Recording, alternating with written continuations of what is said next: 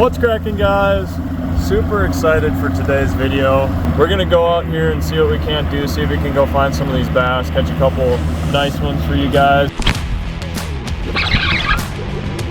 Oh, that feels like a good one. That's a 4-pounder. We're gonna get a few more days to fish some lakes in my area and just try to have some fun before I go back down south and we get the tournament deal rolling again. But first tournament coming up when I get back down south is the Bassmaster National Championship on Lake Hartwell. Having the opportunity is something I've wanted for years, and me and Jackson finally qualified last year and made that little dream come true. Rods we're gonna have rigged up today are the fun ones. We got some drop shots, big jigs, flipping jigs. FBI, open up!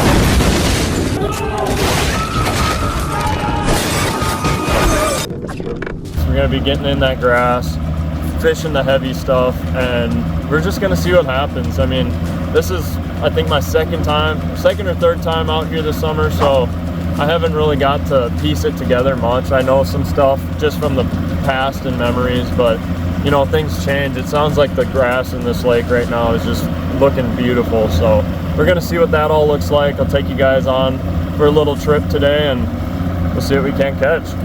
Thanks for watching, guys. Make sure to hit that like button and subscribe, and let's get after it. Oh, by the way, always make sure to put that life jacket on and have your kill switch secured before you take off. I realized I didn't have that in the video and don't want to be looking like a goon out here.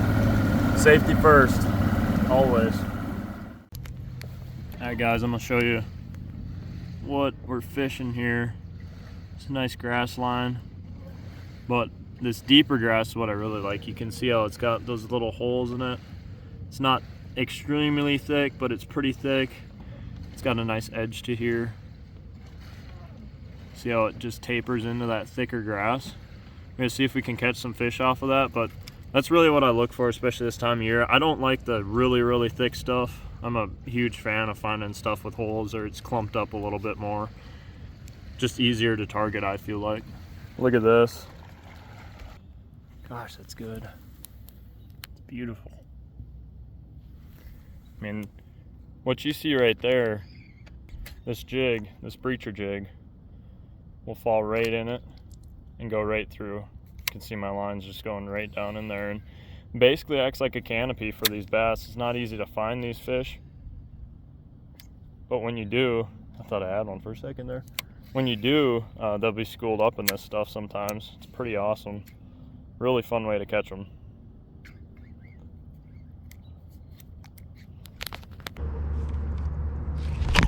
Yep. Look at how fat that fish is. Good night. On that breacher.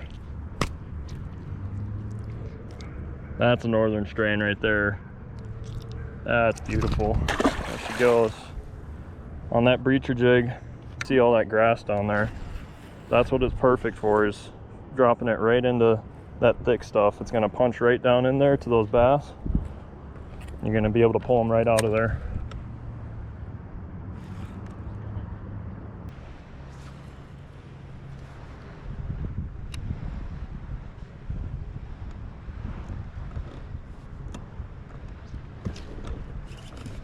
Look at that. No, on the breacher.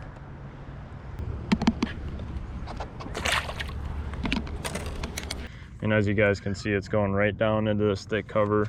No problem. This is the breacher jig by Untamed Tackle. I've got several nice fish this summer on it, but that head design is specially made for flipping this stuff. It's basically almost like a bullet weight Texas rig, so it's gonna punch down into that cover really well, but it's got wider sides to the head too, which what that does is it creates commotion down on the bottom. It's not gonna come through perfectly smooth. It's actually going to kind of create a commotion down there when you're hopping it, and that's something I personally really like. It also has a really nice compact profile. I mean, you can see it's got a smaller hook on it, but I keep a decent sized chunk on there. You can definitely cut that down though if you need just that more compact profile. If you're getting short strikes, which sometimes happens, it can make a big difference. A bluegill's popping over there, that's a good sign.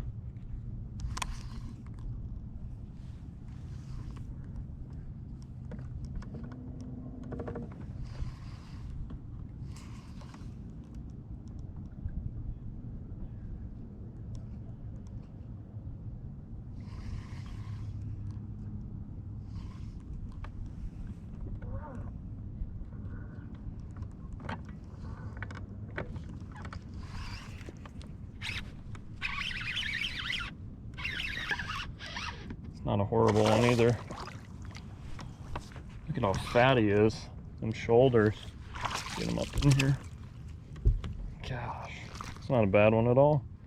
About a 3-pounder on that breacher. Beautiful fish. Go check that breacher out, guys. It's the real deal for these grass fish. See you, baby. That one. Oh, that one crushed it. My line jumped. Little guy.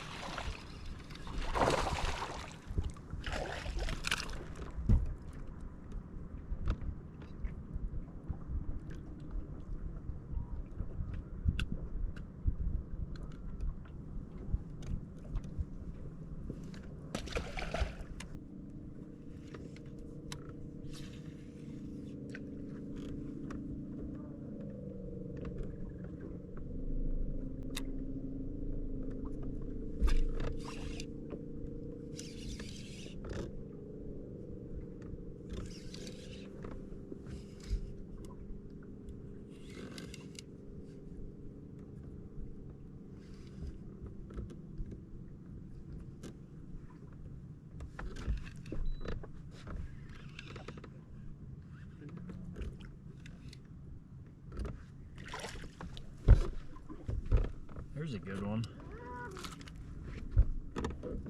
That's what we're talking about right there on that breacher. It's hot out here, but just matching the hatch there with that bluegill color. I've caught a ton on it today, but no big ones until now. That's a good, healthy one. 3-pounder for sure. Beautiful fish. Guys, I want to finish today's video out here just talking about the setups that I was using for the breacher. Just wanted to show you guys a few clips of me catching some fish just for you guys to see it in action. But I really like to keep my colors simple. I use bluegill colors or like a black and blue. On this one here, one of the last times I was using the breacher in Minnesota, I was using that black and yellow. It's a really fun way to fish. You know, it's compact and contact style fishing where you're flipping it down on the bottom, working it kind of aggressively. And it's really fun to set the hook on them with the setups that I have here. I'm running 8 1-to-1 gear ratio reels on these, so it's a faster deal. You know, it's just like flipping and pitching shallow. You're just doing it a little bit deeper. You want to get that bait in fast so you can flip your jig back out there really quickly. But one of the companies I work with, C3 Rods, designed a couple rods for me this summer, and they couldn't have turned out any better in my opinion. This is a custom rod company, and they create rods that you can basically customize your reel seat. You know, all of this I decided on how I wanted it made. This is actually how they make all their rods. If you just bought it straight up, they're gonna have it with this cork style setup for the reel seat. But this is a 7'6" heavy, and both of the rods I use for the breacher are the exact same models. But what you'll notice here very quickly, I'll show you this other rod in a second. It's the exact same rod, but has a totally different personality when you look at how the rod itself looks. So this is the other rod I was talking about here, and like I said, exact same rod, but it doesn't even compare to the other one when you look at it aesthetically, appearance-wise. You know, it looks like a completely different rod, and that's the beauty of being able to customize your stuff. C3 Rods does a great job with working with customers to make a product that they will really like and enjoy. But like I said, that 7.6 heavy, you cannot go wrong with it when you're flipping.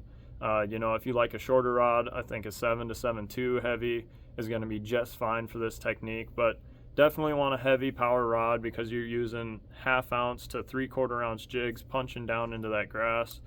And you know, that's what's so special about this bite, is you're able to target fish that you can't really get to with many other baits. That grass gets so thick in Minnesota or wherever you're fishing, New York, even down here in the south on Gunnersville or wherever. You can do this same thing, flipping Coosa grass, milfoil, hyacinth mats, any of that sort of thing, because this head style on this breacher jig is so compact but heavy. It works just like if you were punching or flipping a Texas rig, and that's what I love about it. It's a different presentation for these fish, and I've caught so many fish doing it. I was excited when Untamed Tackle came out with this breacher jig, and I cannot wait to keep putting it to work down here in the south. But that's my basic rundown. You guys go check these out. Go check out C3 Rods and Untamed Tackle. I've worked with both of these brands for several years now, and their attention to detail on the stuff they make is incredible. That's why I really love to work with smaller brands that are growing. You know, I can actually have a little bit of input and watch the growth. Thanks for watching the video. Hopefully you learned something today.